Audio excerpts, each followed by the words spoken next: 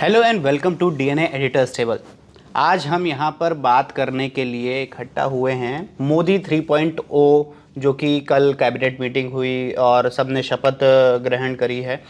तो अभी तक भाजपा के जो अध्यक्ष थे वो थे जेपी नड्डा, लेकिन अब उन्होंने भी शपथ ले ली है, जिसके बाद से अब वो उन्हें प्रेसिडेंट की जो पोस्ट है वो छोड़नी पड़ेगी। अब एक बड़ा सवाल खड़ा हो रहा है कि जेपी नड्डा अगर प्रेसिडेंट पोस्ट छोड़ते हैं तो कौन भाजपा के अध्यक्ष का पदभार संभालेगा, क्योंकि अगर देखा जाए तो राजनाथ सिंह हो गए, नितिन गडकरी हो गए और बड़े बड़े कद्दावर नेता हो गए, जिन्होंने शिवराज सिंह चौहान, जिन्हें बहुत ही बड़ा नेता माना जा रहा था कि वो शायद इस पोस्ट पे आ सकते थे, लेकिन इन सभी ने जो है कि अपनी शपथ ले ली है, जिसकी वजह से ये सब ही भाजपा के प्रेसिडेंट नहीं बन सकते हैं। तो अब ये चेहरा कौन होगा जो भाजपा के प्रेसिडेंट का पदभार संभालेगा, ये जानने के लिए आज हमारे साथ स्टूडियो में मौजूद हैं तनवीर आजम जी, जो कि डीएनए के एडिटर हैं। तो तनवीर जी, आपको क्या लगता है कि बीजेपी प्रेसिडेंट की जो पोस्ट खाली हुई है अब उसे कौन भर सकता है? देखिए पुष्कर, सबसे पहले तो मैं डीएनए के दर्शकों से माफ़ी चाहूँगा कि भाई 2 दिन से मैं आ नहीं पाया, आप लोग से जुड़ नहीं पाया, उसकी कुछ वजह थी। पुष्कर आप लोगों से बहुत दिन बाद जुड़े हैं क्योंकि पुष्कर की तबीयत थोड़ी ख़राब थी, तो प्लीज़ वेलकम पुष्कर बैक।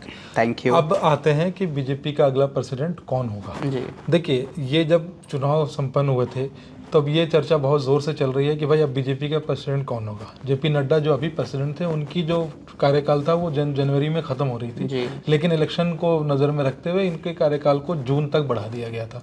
अब वो जून भी ख़त्म हो जाएगा। जैसा कि आपने बताया कि उन्होंने मंत्री की शपथ ले ली है, तो अब वो शायद मतलब नॉर्मली ऐसा होता नहीं है कि भाई 40% भी हैं मंत्री, हालांकि कोई कानून नहीं है, बट ऐसा होता नहीं है।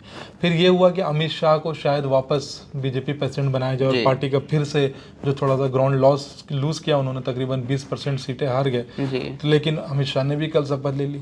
तो मेरे ख्याल से जो कुछ चेहरे जो मेरे सामने आते हैं जो इस पद को ले सकते हैं बीजेपी प्रेसिडेंट को, एक तो ओम बिरला साहब हैं। ओम बिरला जो इस आउटगोइंग पार्लियामेंट में स्पीकर थे और कोटा से सांसद हैं, इस बार भी जीत के आए हैं, हालांकि मार्जिन थोड़ा कम हुआ है लेकिन जीत के आए। बहुत पुराने आरएसएस से जुड़े हुए हैं, एबीवीपी से भी जुड़े हुए थे, और मोदी और अमित शाह, पीएम मोदी और अमित शाह दोनों का कॉन्फिडेंस और आरएसएस का कॉन्फिडेंस भी इंजॉय करते हैं। तो एक तो ओम बिरला हो सकते हैं। दूसरे एक हैं जो बहुत मतलब जिनके नाम पे चर्चा चल रही है, वो विनोद तावड़े। विनोद तावड़े जो हैं वो महाराष्ट्र से आते हैं। महाराष्ट्र अगर बीजेपी इनको बनाती है प्रेसिडेंट, तो ये है कि महाराष्ट्र में बीजेपी का जो थोड़ा सा परफॉर्मेंस है वो इस बार ख़राब हुआ है। मतलब बीजेपी इनफैक्ट महाराष्ट्र में हारी है, तकरीबन 8-9 सीटें हार गई हैं जो पिछले चुनाव में उन्होंने जीती थी। तो उन सीटों को और उस विश्वास को दोबारा गेन करने के लिए और तावड़े भी बहुत पुराने हैं, एबीवीपी से के ज़माने से वो जुड़े हुए हैं। तो एक ये भी नाम है जो कि चर्चा में है। सुनील बंसल जो राजस्थान से आते हैं, राजस्थान में भी बीजेपी ने इस बार सीटें हारी हैं, और जो बंसल हैं वो अभी फिलहाल जो है वो बीजेपी के नेशनल जनरल सेक्रेटरी हैं। ये काफ़ी सीनियर पोजीशन है पार्टी के अंदर। ऑर्गेनाइजेशनल स्किल्स इनकी बहुत अच्छी है, कई चुनावों में इन्होंने बहुत अच्छे से पार्टी को जीत की तरफ ले गए। इनफैक्ट उत्तर प्रदेश में जो पार्टी इतना आगे आई है उसके पीछे भी सुनील बंसल का बहुत बड़ा हाथ है। तो एक ये भी सुनील बंसल और पुराने आरएसएस के प्रचारक रह चुके हैं, तो वो मतलब आरएसएस का तो उनको साथ वो है ही। अमित शाह के बहुत करीब से काम किया उन्होंने उत्तर प्रदेश में, जब अमित शाह बीजेपी के प्रेसिडेंट थे 2014 वगैरह में, तो बहुत करीब के साथ काम किया। तो अमित शाह का कॉन्फिडेंस भी वो एंजॉय करते हैं। एक और नाम जो मेरे जहन में आता है वह ओम माथुर का। ओम माथुर भी राजस्थान के ही हैं और बड़े सीनियर लीडर हैं, आरएसएस के ऑफ कोर्स प्रचारक हैं, और पार्टी को उन्होंने गुजरात, उत्तर प्रदेश जैसी जगहों पे पार्टी के साथ उन्होंने काम किया है। और छत्तीसगढ़ का जो अभी चुनाव हुआ था 2023 वाला, जो अभी पिछले दिसंबर में, जिसमें सरप्राइजिंग विक्ट्री बीजेपी ने जीत की थी, उसमें ये ओम माथुर जो थे वो छत्तीसगढ़ के जो ऑर्गेनाइजेशनल जो वो था उसमें इनका बहुत बड़ा हाथ था। तो ये एक फैक्टर है जो इनके, और ये नॉर्मली बहुत सारे लोगों ने इनका नाम भी नहीं सुना होगा, लो प्रोफाइल लीडर हैं, बीजेपी सरप्राइजेस देने में माहिर है, लेकिन ये बैक एंड पे काम करते रहे हैं। हाँ, नॉर्मली ये पर्दे के पीछे रहते हैं और काम लेकिन अच्छा करते हैं। और एक नाम जो बहुत मतलब देखिए बीजेपी के साथ सरप्राइजेस होते हैं, वो कहीं से भी अपने लीडर को खड़ा करते हैं। बिल्कुल। अनुराग ठाकुर को अगर आप ध्यान दें तो अनुराग ठाकुर ने कल शपथ नहीं ली है। अनुराग ठाकुर इस बार भी जीत के आए हैं, पिछले बार वो मंत्रालय में थे, इस बार भी वो हमीरपुर से जीत के आए हैं, लेकिन उन्होंने शपथ नहीं ली है। तो अगर बीजेपी को सरप्राइज देना होगा तो वो अनुराग ठाकुर को बीजेपी प्रेसिडेंट बना यंग है, काफ़ी यंग है और मतलब एडमिनिस्ट्रेशन का स्किल तो है ही, बड़ी बड़ी मंत्रालयों में काम किया है, स्पोर्ट्स मंत्रालय में काम किया है, इंफॉर्मेशन ब्रॉडकास्टिंग थे अभी जो आउट गोइंग जो इसमें किया है, और बीजेपी की जो यूथ विंग है उसके प्रेसिडेंट रह चुके हैं।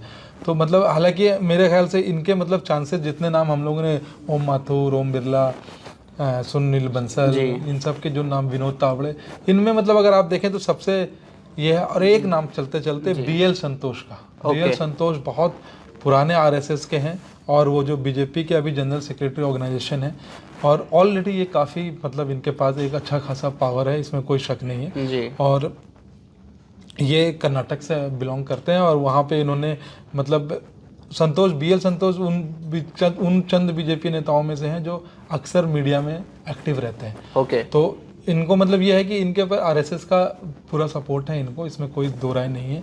तो यही 5-6 नाम हैं जो मतलब जिनमें से किसी के ऊपर दांव खेला जा सकता है। बाकी बीजेपी के साथ आप कुछ नहीं कह सकते कभी भी सरप्राइज मिल सकता है, कुछ भी सरप्राइज मिल सकता है। और अभी मुझे लगता है कि कुछ दिन लगेंगे उनको एक नाम पे, क्योंकि अभी सरकार कल तो वो हुआ है शपथ ग्रहण हुई है, आज शायद मंत्रालय का बंटवारा हो जाए। फिर बीजेपी को अभी उड़ीसा में भी अपने चीफ मिनिस्टर को डिसाइड करना है। अभी भूपेंद्र यादव और राजनाथ सिंह को वहाँ के लिए ऑब्जर्वर बनाया गया, फिर वो फाइनल होगा उसके बाद ये, क्योंकि ये पार्टी की बात है तो हाँ। लेकिन इस महीने के अंत तक मुझे लगता है कि इन नामों में से या कोई और नया नाम, मतलब हैरानी नहीं होगी अगर वो किसी महिला को इस बार प्रेसिडेंट बना के एक प्रेसिडेंट सेट कर दें कि भाई हम महिला सशक्तिकरण को बढ़ावा देते हैं। तो ये कुछ नाम है जो बीजेपी प्रेसिडेंट का चेहरा मेरे सामने नजर आते हैं। तो जैसा कि हमने जाना कि बीजेपी के कद्दावर नेताओं में से, जैसे कि ओम बिरला हों, चाहे अनुराग ठाकुर हों, चाहे संजीव बंसल हों, मतलब किसी को भी भाजपा जो है उस पर दाव लगा सकती है और